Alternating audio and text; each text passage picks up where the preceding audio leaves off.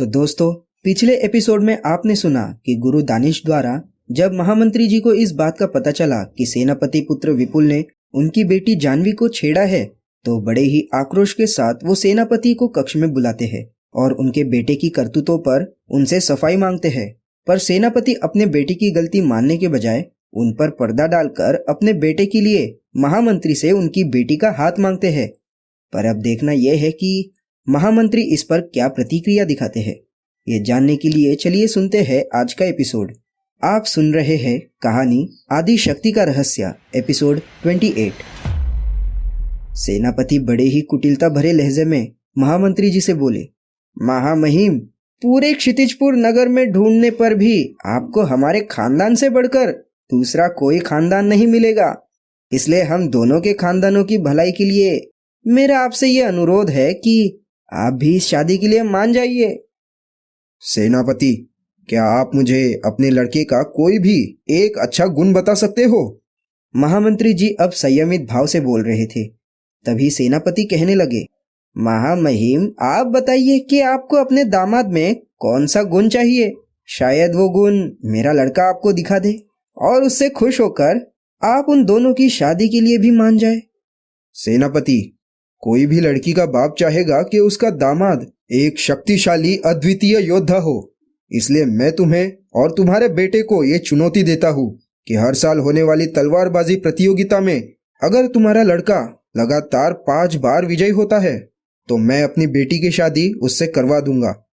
पिताजी को ये पक्का मालूम था कि विपुल 5 बार तो क्या, 1 बार भी प्रतियोगिता नहीं जीत सकता। इसलिए उन्होंने ऐसी शर्त रखी थी।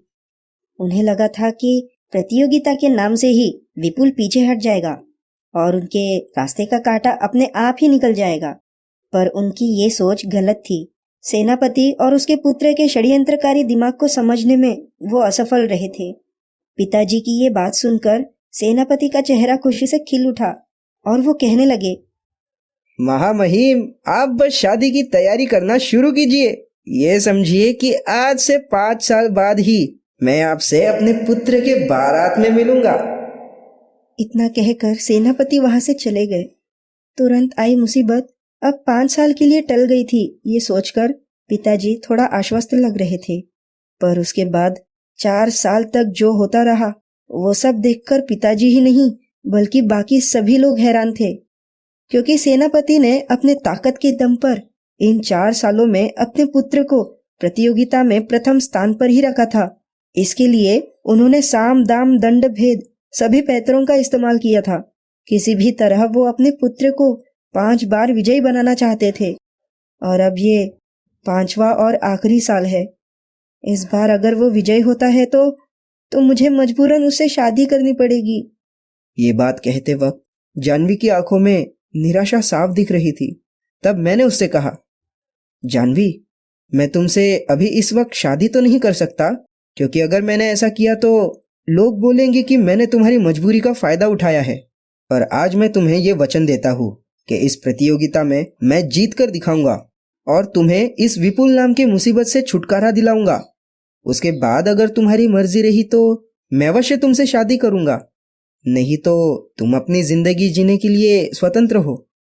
तभी मेरे दोनों हाथ जो उसने पकड़े रखे थे उस पर हल्का सा दबाव बढ़ाते हुए वो कहने लगी, राघव, मैं तुमसे झूठ नहीं बोलूंगी, क्योंकि हर लड़की को अपने जीवन में किसी न किसी की तो पत्नी बनना ही है।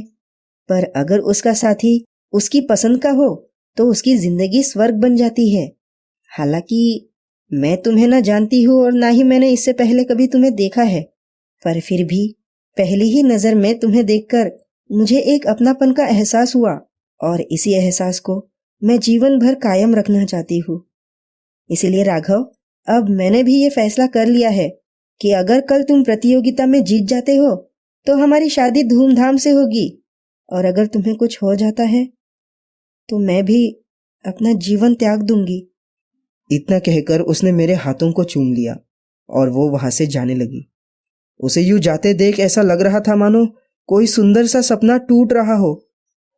कल के प्रतियोगिता में जीत का संकल्प लेकर अब मैं भी अपने कमरे की तरफ बढ़ गया।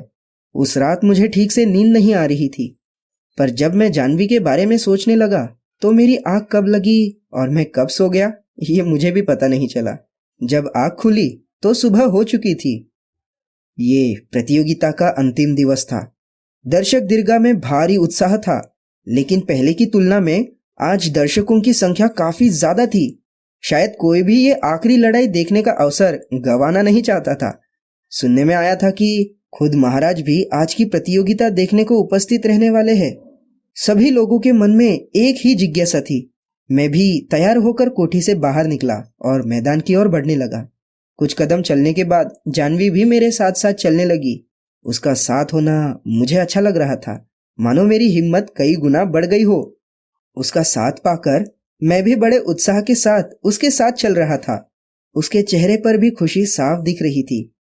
मंद मंद मुस्कान के साथ वो मुझे देखते हुए मेरे संग चल रही थी। तभी मैदान के प्रवेश द्वार पर विपुल अपने कुछ दोस्तों के साथ हमें आते हुए देख रहा था।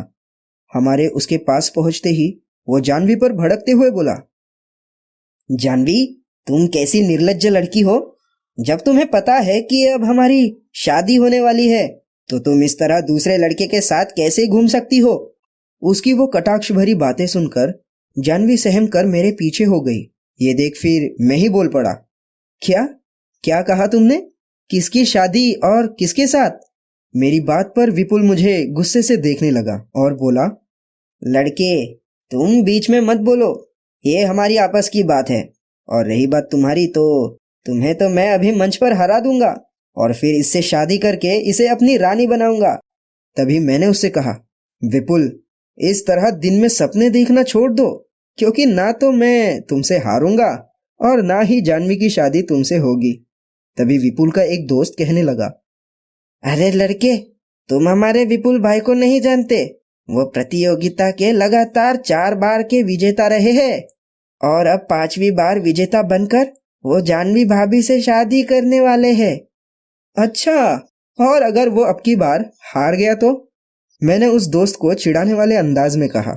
इस पर विपुल के दूसरे दोस्त ने कहा, यह असंभव है। आज तक हमारे विपुल भैया को हराने वाला कोई माई का लाल अब तक पैदा नहीं हुआ। देखना, अभी थोड़ी ही देर में वो मंच पर ना सिर्फ तुम्हें हरा देगा बल्कि तुम्हारे टुकड़े टुकड़े कर देगा। तभी उसके कंधे पर हाथ रखते हुए तीसरे दोस्त ने कहा, लड़के, हमारा विपुल भैया शेर है और आज तुमने उस शेर से टकराने की कोशिश की है। इसकी सजा तुम्हें मंच पर जरूर मिलेगी। अब क्या पता तुम्हारा विपुल भैया सच में शेर है या शेर की खाल पहने कोई भेड़िया, ये तो मंच पर ही पता चलेगा। इतना कहकर मैं मंच की ओर बढ़ गया। कुछ ही क्षणों में महाराज भी वहां पहुंच गए। फिर महाराज का इशारा पाकर मुकाबला शुरू हुआ। अभी तक के हर मुकाबलों में मैं रक्षात्मक तरीके से ही खेल रहा था, क्योंकि अभी तक की हर प्रतियोगिता को मैं खेल समझकर ही खेल रहा था। पर अब ये लड़ाई बन चुकी थी। इस बार हर हालत में मुझे जीतना ही था, इसलिए मैंने शुरू से ही प्रहार करना शुरू किया। विपुल मेरे हर वार को अपनी तलवार से रोक रहा था। मैं मंडूका मर्दन तकनीक का प्रयोग करके उस पर हमले कर रहा था। इसमें होता यह था कि जैसे ही विपुल मेरे वार को रोकता, मैं तलवार को दबाकर उसके शरीर के पास ले जाता और जोर से अपनी तलवार खींच लेता। इससे कहीं न कहीं तलवार उसके शरीर से छूकर एक हल्का सा जख्म उसे दे जाती थी। अब तक मैंने उस पर 40 से 50 वार किए और मेरे हर वार से एक हल्का सा जख्म उसे होता रहा। हालांकि ये जख्म कोई जानलेवा नहीं थे, पर विपुल का ध्यान भटकाकर उसे परेशान करने में सक्षम थे। तभी मैंने इस बात पर गौर किया कि विपुल ने अब तक मुझ पर उल्टा प्रहार नहीं किया था।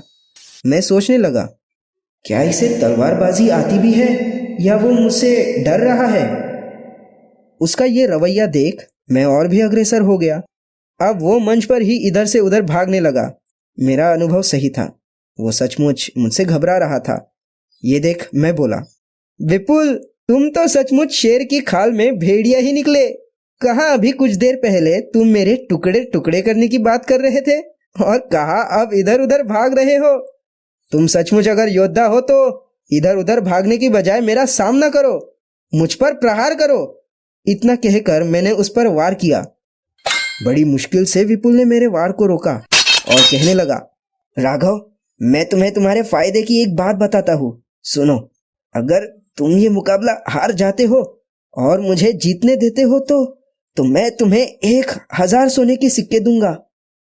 उसकी ये बात सुनकर मुझे उस पर दया भी आई और क्रोध भी। मैंने मंडूका मर्दन तकनीक का प्रयोग करते हुए जोर से अपनी तलवार को खींच लिया। इससे उसके तलवार वाले हाथ पर करीब 2 इंच का घाव हो गया। मैंने तुरंत दूसरा वार किया। उसने मेरे वार को रोक तो दिया, लेकिन अब वो आशंकित लग रहा था। कुछ सोचकर वो तुरंत बोल पड़ा, राघव, चाहो तो मुझसे 1000 सोने के सिक्के ले लो, पर मुझे जीतने दो। उसकी ये बात सुनकर मैंने अपनी तलवार का दबाव बढ़ा दिया। अब वो पीछे पीछे सरक रहा था। मेरे क्रोध को देखते हुए वो सिक्कों की संख्या बढ़ाने लगा। 20,000, चलो 50,000। पर मेरी तलवार का उस पर दबाव बढ़ता रहा। ये देख वो सिक्कों की संख्या को और बढ़ाने लगा। राघव मान जाओ यार, चलो 1 लाख सोने के सिक्के। नहीं तो 2 लाख। कहते कहते वो 10 लाख सोने के सिक्कों तक आया और बोला, राघव, इतने पैसों में तुम्हारी 100 पीढ़ियां आराम से बैठकर खा सकती है। अब तो मान जाओ। चलो तुम्हें जो चाहिए वो सब मुझे बताओ, मैं वो सब तुम्हें लाकर दूंगा। पर तुम सिर्फ ये प्रतियोगिता हार जाओ और मुझे जीतने दो। विपुल मेरे सामने लगभग गिड़गिड़ा रहा था, पर मैं अभी भी उसे पीछे ढकेल रहा था। उसकी हालत मेरे सामने ऐसे थी जैसे किसी शेर के सामने कोई हिरन का बच्चा हो। उसकी ये हालत देखकर दर्शक दीर्घा में बैठे वो सभी लोग जो विपुल के समर्थक थे, उन सभी के चेहरे मुरझा गए थे। तो दूसरी ओर जो मेरे समर्थक थे वो जोर जोर से राघव राघव के नारे लगा रहे थे। अब तक मैं भी ये समझ गया था कि विपुल कोई योद्धा नहीं है, बल्कि अपनी ऐसी कूटनीतिक चालों की वजह से ही वो अब तक इस प्रतियोगिता में 4 बार विजेता रहा है। लेकिन इस बार उसका पाला इस राघव से पड़ा था। मैं सोचने लगा, अगर महामंत्री जी ने मेरे माता और पिताजी की सुरक्षा नहीं की होती तो इन लोगों ने जरूर उनका अपहरण कर लिया होता, और उस स्थिति में फिर मुझे भी विपुल के सामने अपनी हार स्वीकार करनी पड़ती, और फिर जानवी भी। आगे सोचकर मेरा चेहरा तमतमाने लगा। मैंने जबरदस्त ताकत से विपुल पर वार कर दिया। वार इतना तगड़ा था कि विपुल तलवार समेत नीचे गिर गया। अब तक वो मेरे प्रहारों से बुरी तरह घायल हो चुका था। उसके ज्यादातर कपड़े भी खून से लथपथ हो गए थे। वो उठने की कोशिश करने लगा। उसने अब तक हार स्वीकार नहीं की थी, इसलिए मैंने भी उस पर लगातार वार किया। तभी वो जोर से चिल्लाया, पिताजी, मुझे बचाइए। उसकी आवाज सुनकर एक ही छलांग में सेनापति मंच पर आ गए और उन्होंने अपनी तलवार से मेरे वार को रोक दिया। तो दोस्तों, क्या राघव के रौद्र रूप से सेनापति अपने पुत्र को बचा पाएगा? क्योंकि ये तो समय का खेल था कि आज जिस विपुल के डर से पूरा नगर थरथर कांपता था, आज वही विपुल राघव के डर से कांप रहा था। तो क्या होगा इस लड़ाई का अंजाम? जानने के लिए सुनिए अगला एपिसोड।